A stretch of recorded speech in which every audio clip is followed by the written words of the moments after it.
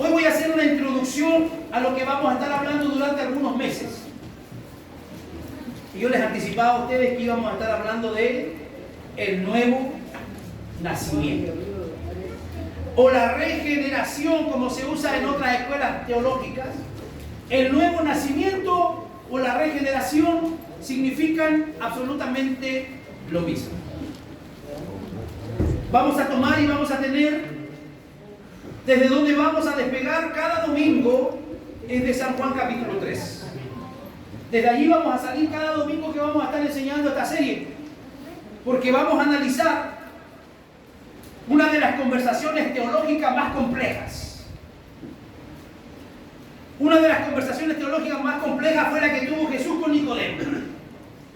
Nicodemo, un teólogo, Nicodemo, un maestro de la ley, teniendo una charla con Jesús.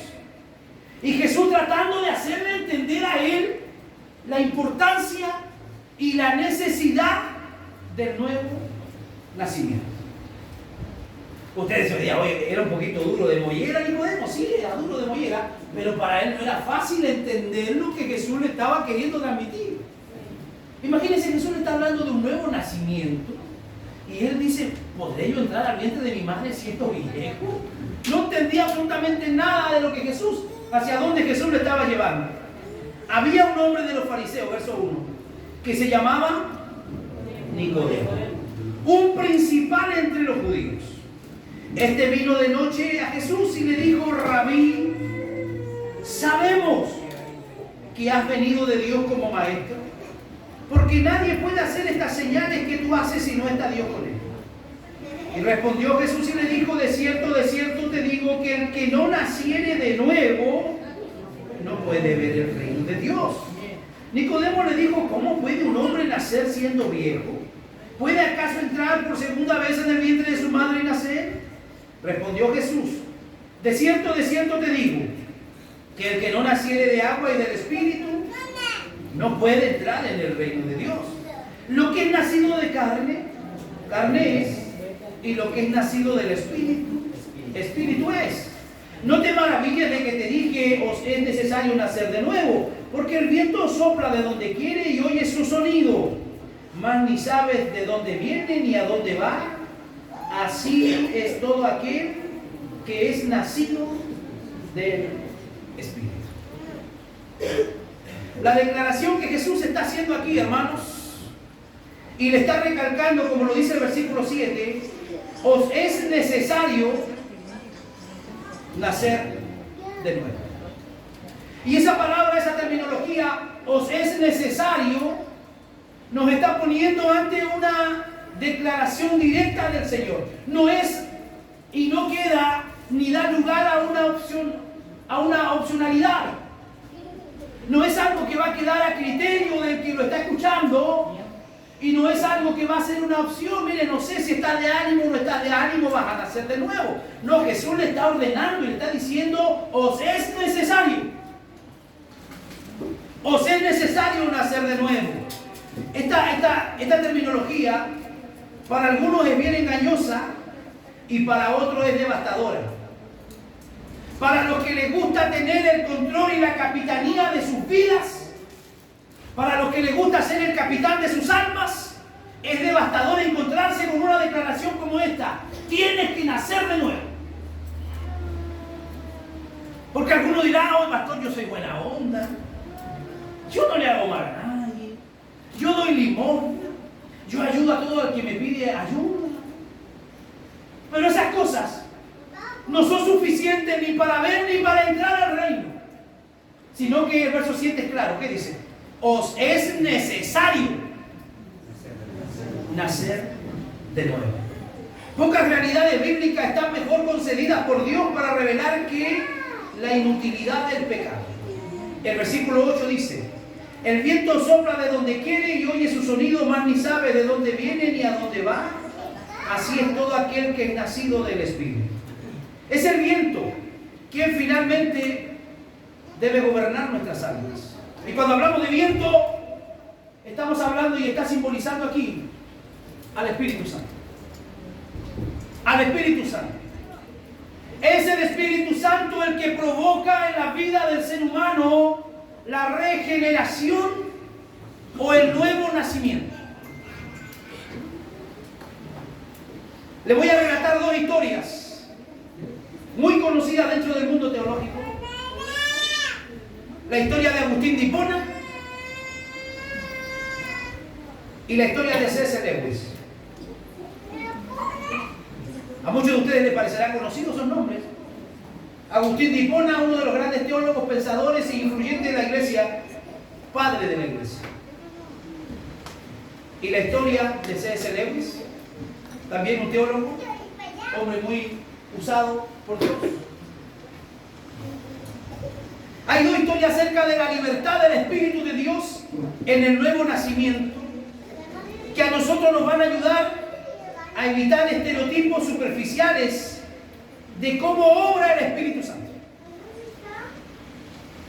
Sé que muchos de nosotros tal vez hemos pasado por el mundo del pentecostalismo. Muchos de nosotros hemos pasado a veces por el mundo carismático, hablando religiosamente. Y uno escucha una cantidad de testimonios. ¿Y cuál más poderoso que el otro? ¿Y cuál es más extravagante que el otro? No, si el día que yo me convertí entró una luz por la ventana y chocó en el velador y pegó en la lámpara y me pegó en el corazón. ¡Oh, tremenda historia!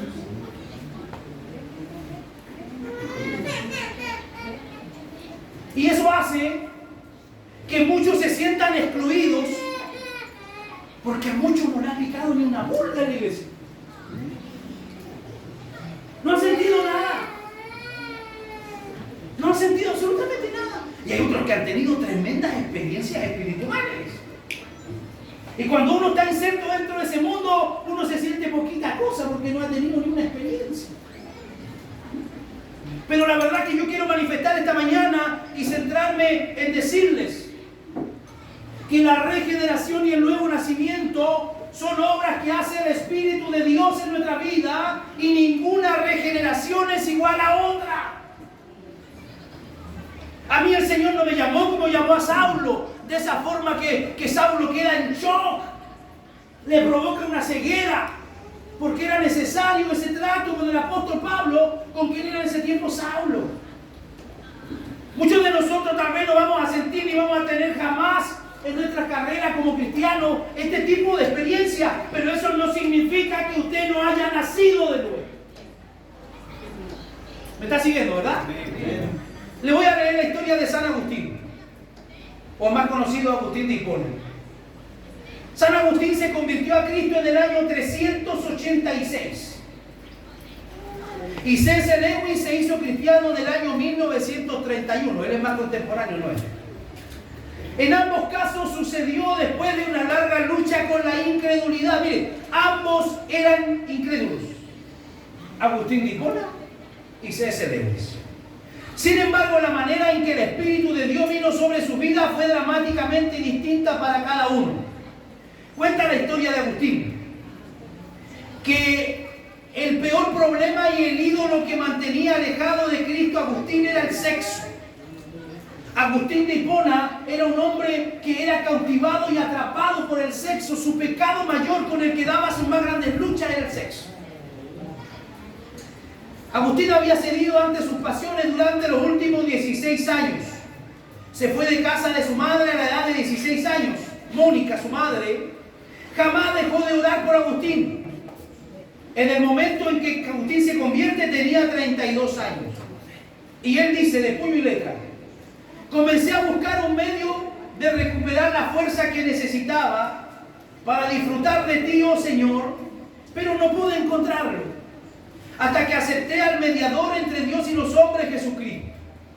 Después de esto llegó uno de los días más importantes en la historia de la iglesia. Era a finales de agosto del año 386 y Agustín tenía 32 años de edad cuando se encontraba conversando con Alipio. ¿Quién era Alipio? Alipio era su mejor amigo. Sobre el extraordinario sacrificio y la santidad hablaban de un monje llamado Antonio, un monje egipcio. Agustín sentía una punzada de remordimiento por su propio yugo bestial de laxivia y de pecado. Mientras que otros eran libres y eran santos y eran usados por Dios, él sentía esa culpabilidad por ser un amante del sexo. Había un pequeño huerto junto a la casa donde se estaban hospedando, y él dice: me sentí impulsado por el tumulto que había en mi pecho a refugiarme en un huerto, tratar de esconderse y ocultarse, donde nadie pudiera interrumpir aquella feroz lucha que yo estaba teniendo en mi interior. Me sentía fuera de mí con una locura que me llevaría a la cordura. Estaba muriendo una muerte que me llevaría a la vida. Estaba frenético, dice, dominado por una ira violenta conmigo mismo por no aceptar la voluntad de Dios y por no aceptar su reto y su pacto. Me arranqué el cabello y me golpeé la frente con los puños, entrelacé los dedos y me abracé las rodillas. Imagínense la lucha que tenía Agustín. Se apretaba las rodillas, estaba angustiado, era un tipo que estaba luchando interiormente. ¿Cuánto de ustedes le ha pasado alguna vez? Que le dan esos estados, hermano, donde usted quiere cambiar y no puede, donde usted prometió que iba a cambiar y falló, y le viene toda esa frustración, y a veces uno quisiera hasta autodestruirse. Amén. Pero Agustín comenzó a ver con más claridad que la ganancia era mucho mayor que la pérdida, y por un milagro de la gracia pudo visualizar la belleza de la presencia de Cristo en ese jardín. La batalla se redujo a la hermosura de la continencia en una comunión perfecta, dejando de lado toda carnalidad. Él dice: me tiré debajo de una higuera y di paso a las lágrimas que me corrían de los ojos.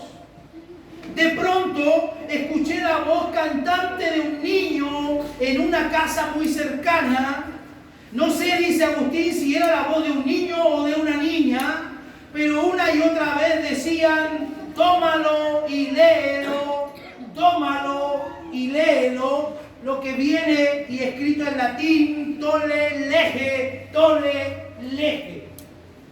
Fue lo que escuchó Agustín en voz audible: tómalo y léelo, tómalo y léelo. Así que se apresuró a volver donde estaba su amigo sentado y tomó un libro donde estaban las epístolas del apóstol Pablo.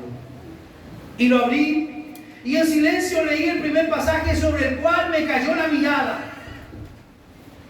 Andemos como de día, honestamente, y no en glotonerías y borracheras, no en lujurias y lascivias, no en contiendas y envidia, sino vestidos del Señor Jesucristo, y no proveáis más para los deseos de la carne. Romanos capítulo 13, versos 13 y 14. Y ese versículo cambió y trastornó la vida de Agustín de Hipona, quien hoy es conocido y reconocido dentro de la Iglesia Reformada como uno de los padres teólogos de la iglesia. Qué experiencia, ¿verdad? ¡Wow! Tremenda lucha interna, reconociendo su pecado, no queriendo ocultarlo, y la palabra del Señor transforma y trastorna absolutamente su vida. Por un instante, cuando llegué al final de la oración, fue como si la luz de la confianza cambiara absolutamente mi corazón. Agustín nació de nuevo en ese parque, en ese jardín. Nunca volvió a los antiguos caminos, porque el viento le sopló en el huerto, el Espíritu Santo lo transformó, sopló con la voz de un niño y sopló a través de un pasaje de la Escritura, y la oscuridad de su corazón desapareció para siempre. Esa fue la historia de la conversión de Agustín de Hipona. Ahora les voy a leer la historia de C.S. Lewis. C.S. Lewis, desde 1925, había sido miembro de la Junta de Gobierno en Oxford del Magdalen College, donde trabajaba como profesor de inglés. Tal vez se le conoce mejor a C.S. Lewis como el autor de las Crónicas de Narnia. ¿Ahí usted se recordó aquí? Una noche en septiembre de 1931, C.S. Lewis está con su amigo J.R. Tolkien, quien es el autor del Señor de los Anillos, y con Hugo Dixon. Estaban mirando atrás y podían decir que Dios estaba poniendo las cosas en su lugar para la conversión que se produciría el día siguiente. Sin embargo, a diferencia de Agustín, la conversión no fue emotiva y no tuvo una lucha abierta, pasado ya. Así cuenta él en su historia del viaje, de su viaje a Salvador al zoológico. Se despierta por la mañana, tiene preparado un viaje hacia el zoológico y en medio de ese viaje el Señor hizo una obra en su vida. Sé perfectamente, dice C.S. Lewis, cuando di el paso final, pero no muy bien cómo me sentí impulsado a ir a Whitney una mañana soleada. Cuando salimos no creía en Jesucristo, que Él era el Hijo de Dios. ¿Me escuchó? Cuando salió de la casa en la mañana, se fue no creyendo en Jesucristo como el Hijo de Dios. Y cuando llegó al zoológico, creía en Jesucristo. Sin embargo, no pasé el trayecto exactamente pensando, ni tampoco sentía grandes emociones. Puede que emotivo sea tal vez la última palabra que podamos aplicar. Se pareció más a cuando un hombre despierta de un largo sueño. Todavía sin moverse en la cama, se da cuenta de que estaba dormido y ahora está despierto. Miren lo que le pasó a él. Algo tan simple como despertarse de una siesta. ¿A cuántos de ustedes le ha pasado que estaba sentado mirando televisión y se quedó dormido? Y cuando le apagaron la televisión, estoy mirando, dice. Y se ríen porque le ha pasado, le pasa normalmente. A mí me pasa cuando estoy muy cansado y después uno queda con un dolor en el cuerpo. Bueno, C.S. Lewis tuvo ese tipo de experiencia. Es como si él hubiera despertado de una siesta y cuando despertó se dio cuenta que algo había ocurrido. Se fue en la mañana de su casa sin creer en Dios y cuando llega al zoológico va creyendo en Dios. Así fue como aquel momento en el autobús ambiguo, libertad o necesidad, o acaso difieren en su propio máximo, ya sea que uno casi se vuelva loco en el momento del nuevo nacimiento o que lo experimente calladamente dentro de un autobús. La realidad es verdaderamente estupenda. No hay nada más importante para dos almas humanas que decir: nosotros sabemos que hemos pasado de muerte a vida. Vaya por favor con su Biblia, primera de Juan, capítulo 3, verso 14.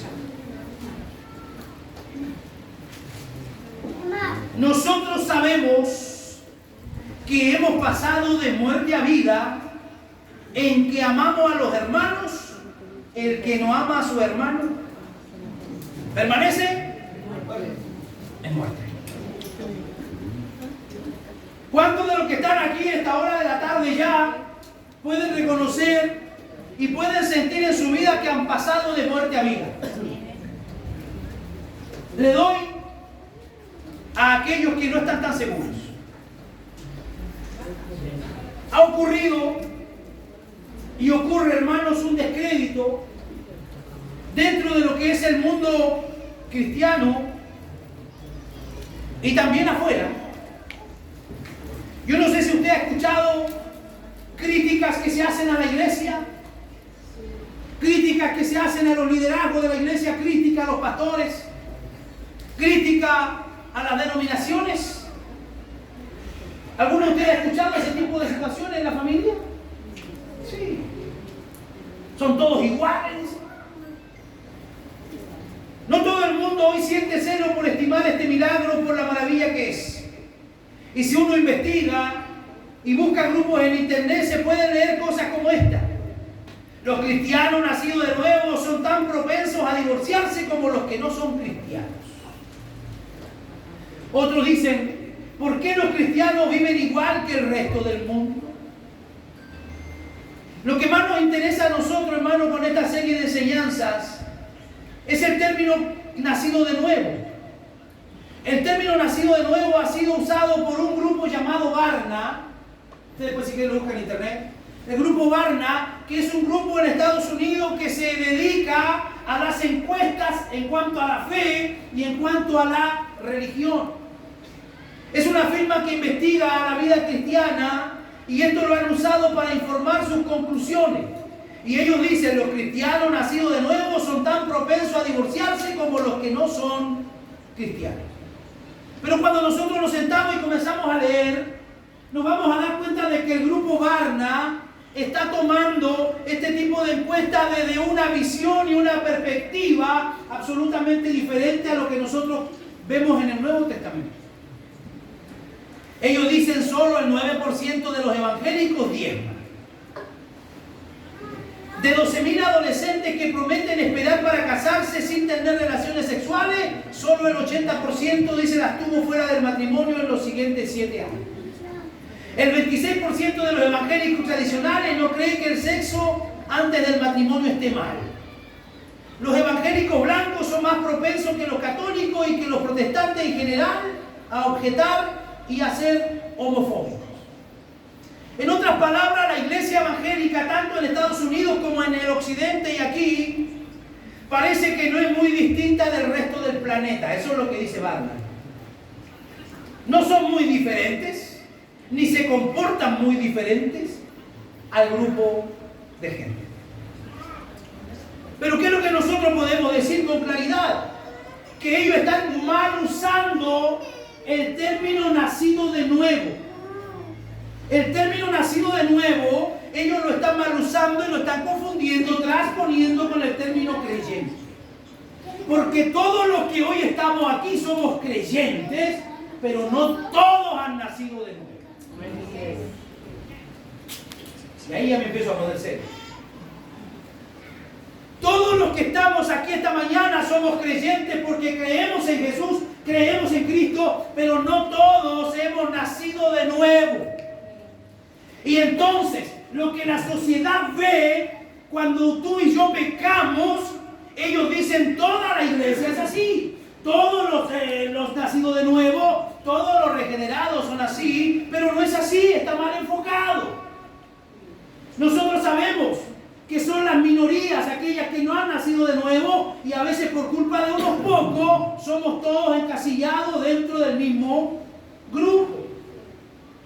Ese tipo de escándalos los vamos a tener siempre en la iglesia. Hermanos que están mimetizados dentro de nuestros templos, hermanos que cantan junto a nosotros, hermanos que se emocionan, hermanos que diezman y ofrendan, pero que no han nacido de nuevo. No tienen temor en maltratar a sus mujeres, no tienen temor en ser infieles, no tienen temor en decir malas palabras, no tienen temor absolutamente en nada, y usted los ve el domingo en la iglesia.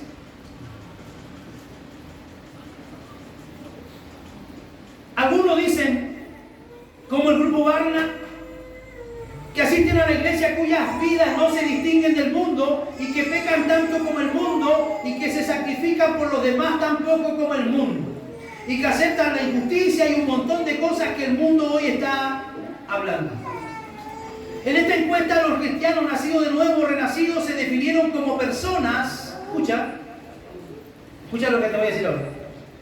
Los cristianos nacidos de nuevo en estas encuestas se definen como personas que dijeron lo siguiente: yo he hecho un compromiso personal con Jesucristo, pasé al altar, acepté a Cristo en mi corazón y eso me hace a mí un nacido de nuevo. ¿Teológicamente eso es correcto? No. Porque tenemos un montón de gente que alguna vez en su vida ha aceptado a Cristo en su corazón y muchos de ellos tienen vidas absolutamente anticristianas. Así que quiero decirle que el hecho de que usted haya hecho una oración como esa no le garantiza que usted sea un nacido de nuevo. Amén.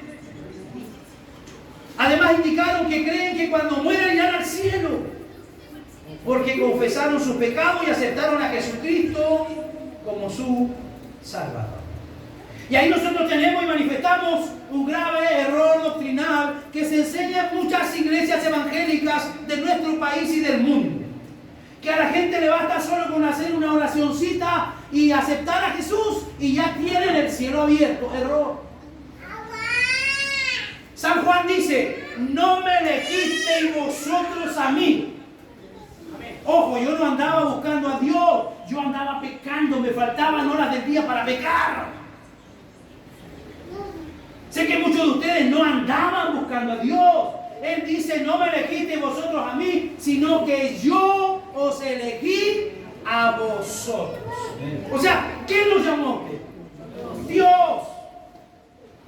¿Por qué lo llamó? No lo sé. ¿Por qué me llamó a mí? No lo sé. Solo por su gracia y solo por su misericordia. Ellos dicen, nosotros vamos a ir al cielo. Decía el gran R.C. Sproul, uno de los últimos grandes teólogos que ha partido, presbiteriano. Y él decía, casi llorando en uno de sus sermones, lo que me duele, decía él, y lo que me preocupa, es que muchos cristianos van a enfrentar la muerte, y cuando enfrenten la muerte se van a dar cuenta que no están en el cielo como sus pastores le dijeron.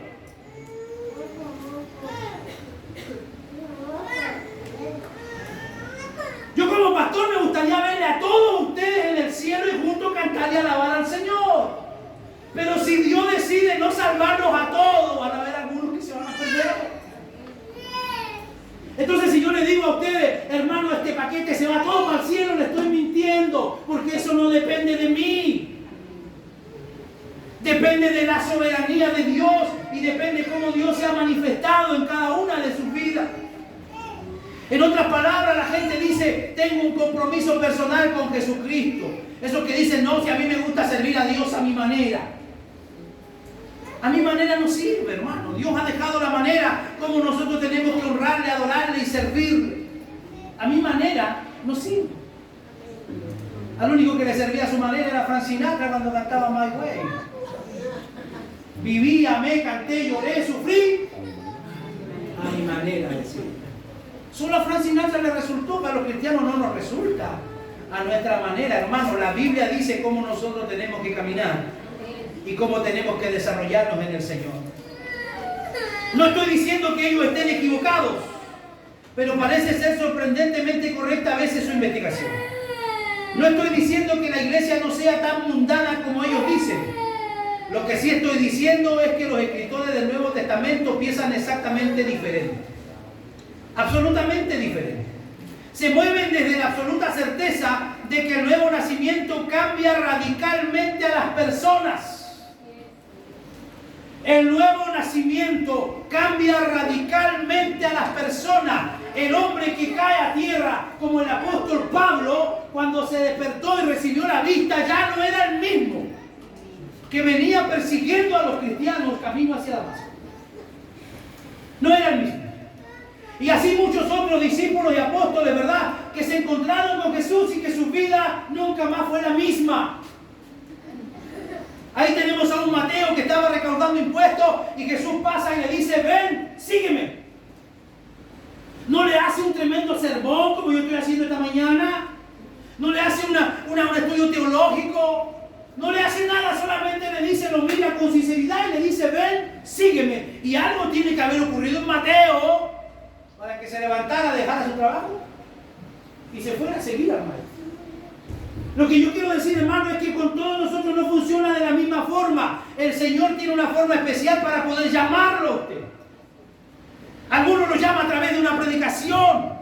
¡Wow! El predicador hoy día me llegó hasta acá, parece que me hablaba todo a mí. Alguien le contó lo que yo estoy haciendo. Otras veces una alabanza toca y quebranta nuestro corazón. Otras veces, no sé, un testimonio, una alabanza, una radio. Otras a veces son impactados por Dios en sus propios sueños. Como Dios lo hizo muchas veces con los emperadores y los reyes del Antiguo Testamento. Porque a veces somos tan duros que no le creemos al pastor, no le quiero escuchar a mi mamá, no quiero escuchar a nadie. Bueno, Dios se te va a meter en el sueño y ahí te va a hablar. Porque no vas a dudar de lo mismo que tú estás soñando. Pero el Nuevo Testamento se mueve desde la certeza de que se produce un cambio radical. El Nuevo Testamento, a diferencia del grupo Wagner, no contamina el nuevo nacimiento con la mundanalidad de los cristianos que no han sido regenerados. Por ejemplo, vamos a ir a la Biblia, vaya a 1 de Juan. Unos puntos principales de la epístola de Juan es comunicar esta verdad. Cuando se escribe la epístola del apóstol San Juan, se escribe precisamente para señalar y para dejar en claro que no todos los que están dentro de la comunidad son cristianos. ¿Qué dice 1 de Juan, capítulo 2, versículo 29? Y sabéis que Él es justo, sabed también que todo el que hace justicia es nacido de Él. O sea que los que decimos que hemos nacido de nuevo, mínimo tenemos que practicar la justicia. Mínimo. Practicar la justicia, amar lo justo, amar lo verdadero, amar lo de Dios. Primera de Juan 3:9. Todo aquel que es nacido de Dios, ¿qué dice? No practica el pecado, porque la simiente de Dios permanece en él y no puede pecar porque es nacido de Dios. Vamos, léanlo todos juntos, por favor. Todo aquel que es nacido de Dios no practica el pecado, porque la simiente de Dios permanece en él y no puede pecar porque es nacido de Dios. ¿Cómo se explica este versículo que parece que es tan difícil de explicar? Todo aquel que es nacido de Dios, o sea, todo aquel que ha sido transformado, regenerado o ha nacido de nuevo, no practica el pecado. Tenemos que hacer la diferenciación entre practicar el pecado y caer en pecado. ¿Se entiende? Practicar el pecado y caer en pecado. Yo creo que nadie por la mañana se levanta pensando en que hoy día voy a caer en pecado, hoy día voy a practicar unos cuantos pecados. No, nadie se levanta de esa forma en la mañana. Pero muchas veces durante el día vamos fallando a Dios y vamos pecando. Tuvimos una mala mirada, dijimos una mala palabra, tuvimos un mal pensamiento y de esa forma vamos pecando durante el día. Pero no es lo mismo que practicar el pecado. Practicar el pecado lo hace aquel que no ha nacido de nuevo, aquel que no tiene temor de Dios en su vida, aquel que no le importa avergonzar a la iglesia, avergonzar al Señor. Y ahí es donde yo siempre pongo el ejemplo entre la oveja y el cerdo, porque cae justo. Cuando la oveja cae en el lodo, la oveja hace un tipo de manifestación, la oveja hace ruido. La oveja, ¿qué hace la oveja? Pero va la brama, ¿qué? Brama. La oveja brama hasta que alguien se acerca y la saca del barro, porque el barro no es su hábitat. Pero cuando un cerdo cae al barro, ese está de fiesta porque ese es su hábitat. ¿Se entiende? Cuando alguno de ustedes que ha nacido de nuevo peca y le falla a Dios, se incomoda. Siente que su conciencia le acusa y tiene que caer sobre sus rodillas para pedirle perdón a Dios. Esa podría ser una señal de un nacido de nuevo. Pero hay otro que le da absolutamente lo mismo pecar. Su conciencia ya no le dice nada porque para ellos es normal. Su vida ya lo ha normalizado y entonces lo que él hace es practicar el pecado. Pero el que es nacido de Dios no practica el pecado. Dígale que está a su lado, no practiques el pecado. No lo hagas parte de ti. No es normal. No practica el pecado. ¿Por qué? Porque la simiente de Dios permanece en él y no puede pecar porque es nacido de Dios. ¿Me va entendiendo, verdad? Primera de Juan 4:7. Amados, amémonos unos a otros porque el amor es de Dios. Y todo aquel que ama es nacido de Dios y conoce a Dios. Amén. Es tremendo, hermanos. Amémonos unos a otros, porque el amor es de Dios. Si hay algo que un día vamos a disfrutar en presencia de Dios, es amor. ¿Por qué? Amémonos unos a otros porque el amor es de Dios y todo aquel que ama es nacido de Dios y conoce a Dios. ¿Cómo podría yo literalmente decir que amo a Dios si no amo a mi hermano? ¿Cómo podría decir hoy yo amo a Dios si no tolero a mi hermano? El que ama a Dios ama también a su hermano porque es nacido de Dios y conoce a Dios. Primera de Juan 5:4. Porque todo lo que es nacido de Dios vence al mundo, y esta es la victoria que ha vencido al mundo, nuestra fe.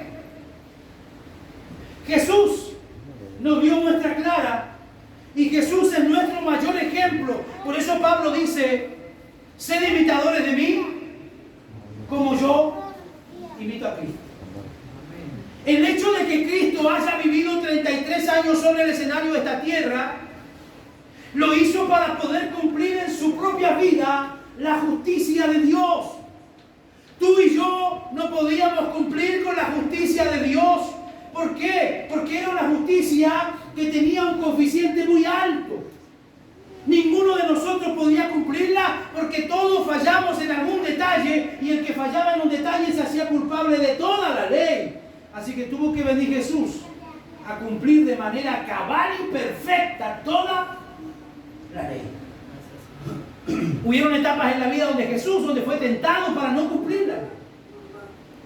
Cuando va a bautizarse y Juan le dice, oye, yo necesito que tú me bautices a mí, pero Jesús le dice, es necesario que cumplamos todo lo que está escrito. Jesús sabía que él era superior a su primo Juan, pero él dice, es necesario que cumplamos todo lo que está escrito. Luego se va al desierto y aparece el diablo ofreciéndole y tentándolo porque sabía que tenía hambre. Dile a estas piedras que se conviertan en pan. Jesús, ¿qué dice? Escrito está, no solo de pan vivirá el hombre. Jesús sabía que tenía que cumplir a la perfección todas las ordenanzas. ¿Para qué? Para que su sacrificio en la cruz fuera válido.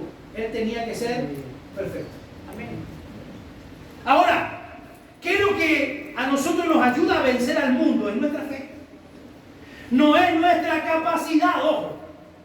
Porque si yo me le paro, como dice por ahí, al enemigo, me pongo al frente de él, no le voy a aguantar ni un round.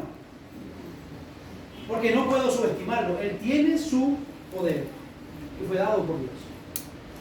Pero cuando yo me paro frente al enemigo y lo hago en nombre de Jesús, ahí la cosa cambia porque fue Jesús el que lo venció, triunfando sobre ellos en la cruz del Calvario. Así que si hay algo que a ti y a mi hermano nos va a ayudar a vencer este mundo es nuestra fe. Es algo que el enemigo nunca te lo va a poder sacar o quitar. La fe. Puede dañar nuestra integridad, puede tocar nuestra salud, puede quebrantar nuestra economía, puede hacer muchas cosas, pero la fe es lo que Él no puede arrancar porque Él no la ha dado, la dio Dios. Así que dígale que está a su lado, vence a través de la fe.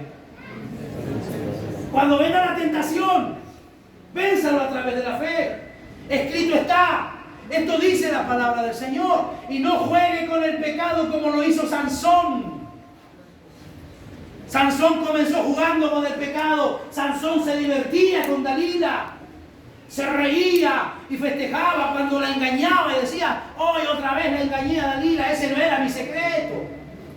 Y poco a poco fue jugando con Dalila hasta que no se dio cuenta y estaba enamorado de Dalila. Y Dalila la tenía después a él comiendo aquí en su mano. Después ya no era él que jugaba con Dalila, después Dalila jugaba con él. ¿Y cómo termina Sansón? Siendo payaso en el circo de los filisteos. Después de haber sido un hombre de Dios, lo último que él pide a Dios es que Dios le dé su fuerza por algunos minutos para poder vengar y para poder glorificar a Dios, y de esa forma derriba todo el recinto donde estaban los filisteos. Ojo, con el pecado mucha gente empieza jugando. No, yo dejo el trago cuando yo quiero, mentira. Yo dejo la droga, pastor, cuando yo quiera, si tengo controlado, mentira, no se puede. Dice la palabra del Señor que si el Hijo no te libertare, no serás libre. Porque es el único que puede hacerte libre, es Jesús. Jesús es el único que nos ha dado y nos puede dar libertad. Primera de Juan 5:18. Sabemos que todo aquel que ha nacido de Dios, ahí lo tenemos de nuevo. Sabemos que todo aquel que ha nacido de Dios no practica el pecado, pues aquel que fue engendrado por Dios le guarda y el maligno no le toca. Hay alguien que nos ayuda a perseverar. Ojo, yo no persevero porque soy fulano de tal. Yo no persevero por este conocimiento y esto otro que tengo. Yo persevero porque alguien me ayuda a perseverar y ese es Dios. Si alguien me ha ayudado a vencer todas mis tentaciones hasta este momento y estoy donde estoy, es porque tengo la ayuda de Dios. Porque Jesús fue muy claro cuando Él dijo: ustedes lejos de mí, nada podrán hacer.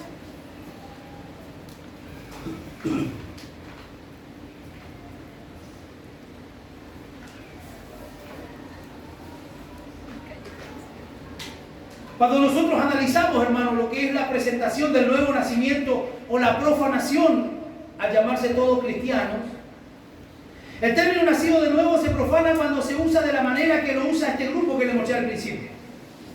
El término nacido de nuevo ha llegado a significar para muchos simplemente algo que ha sido renovado. Ojo con eso. Algo que ha sido renovado. ¿Usted ha sido renovado? ¿O ha sido transformado? ¿Qué es lo que ha ocurrido en su vida? ¿Renovado o transformado? Piense, ¿renovado o transformado? La Biblia dice: si alguno de ustedes está en Cristo, nueva criatura es, las cosas viejas pasaron y son todas hechas nuevas. Cuando hay una regeneración, cuando hay un nuevo nacimiento, no es un simple maquillaje. Es una transformación absolutamente poderosa desde nuestro interior hacia afuera. Y cuando yo hablo de maquillaje, las hermanas me comprenden bien eso, ¿verdad? A veces tenemos una espinilla, qué buena, ¿sí? Y yo no sé cómo lo maquillan que no se nota. Saben hacerlo. El evangelio no es un maquillaje, hermanos.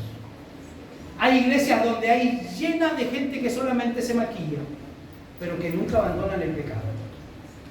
Siguen siendo adúlteros, siguen siendo borrachos, siguen siendo fornicarios, siguen siendo malas personas. No han permitido y no dejan que el Espíritu de Dios pueda transformar, y no solo maquillar, transformar absolutamente su vida. El apóstol Pablo vive una transformación maravillosa y gloriosa. Y él termina sus días usando esta frase y esta terminología. Él dice: ya no vivo yo, ahora vive Cristo en mí. Y lo que ahora vivo, dice él, lo vivo en la fe del Hijo de Dios.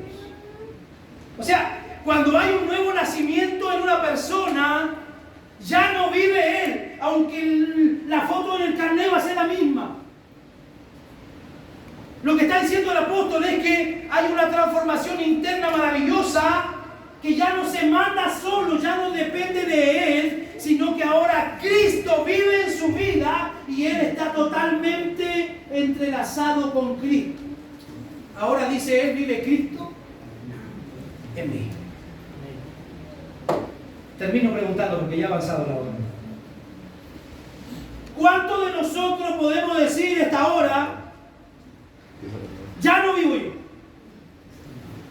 Me miro en el espejo y no me reconozco. Soy otra persona. Por supuesto, para bien. Un cambio radical para bien. Soy otra persona. Ya no era el soberbio, el altivo, el altanero que era antes. Ahora soy como bien. Ya no soy el tipo respondón que antes era. Ya no soy el sacavuelta que era antes del trabajo. Ha cambiado. ¿Por qué? Porque Dios ha hecho algo en su vida. Y tenemos a las hermanas que pueden mirarse al espejo y que puedan ver que ya no son las mismas mujeres que eran antes de conocer al Señor. Entonces, ese tipo de situaciones nos llevan a nosotros a comprender que ya no somos los capitanes de nuestra vida, sino que ahora otro nos gobierna, y ese es Cristo. Amén. A través del Espíritu Santo. Cierren sus ojos. Aquí quedamos solos.